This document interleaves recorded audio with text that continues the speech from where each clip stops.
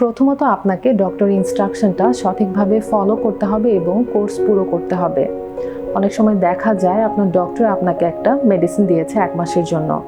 Medicine শুরুর 15 থেকে 20 দিনের মধ্যে আপনার ব্রণটা ভালো হয়ে গেল। আপনি নেক্সট ফলো আপের আগেই মেডিসিনটি বন্ধ করে দিলেন, কন্টিনিউ করলেন না। আবার অনেক সময় দেখা যায় যে কোনো মেডিসিন আমাদের বডির সাথে স্যুট করতে একটু সময় লাগে।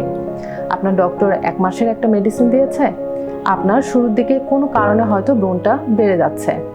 আপনি ভাবছেন মেডিসিনটি হয়তো আপনার শরীরে কাজ করছে না, তাই অনেক সময় আপনি বিরক্ত হয়ে অথবা প্যানিক করেই দেখা যাচ্ছে যে নেক্সট ফলো আপের আগেই মেডিসিনটি বন্ধ করে দিয়েছেন।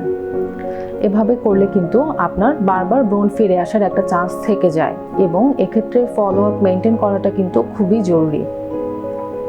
এছাড়াও কিছু ডিজিজ কন্ডিশন যেমন পলিসিস্টিক ওভারিয়ান সিনড্রোম অথবা অনিয়মিত মাসিকের সমস্যা, এই সমস্যাগুলো থাকলে আপনাকে ব্রণের ওষুধের পাশাপাশি ডক্টর দেখিয়েও এই সমস্যাগুলো ট্রিটমেন্ট নিতে হবে। আপনাকে স্কিন কেয়ারের ক্ষেত্রে basic skin care routine follow করতে হবে এবং প্রোডাক্টের ক্ষেত্রে অবশ্যই আপনাকে অয়েল ফ্রি এবং নন কমেডোজেনিক প্রোডাক্ট ব্যবহার করতে হবে।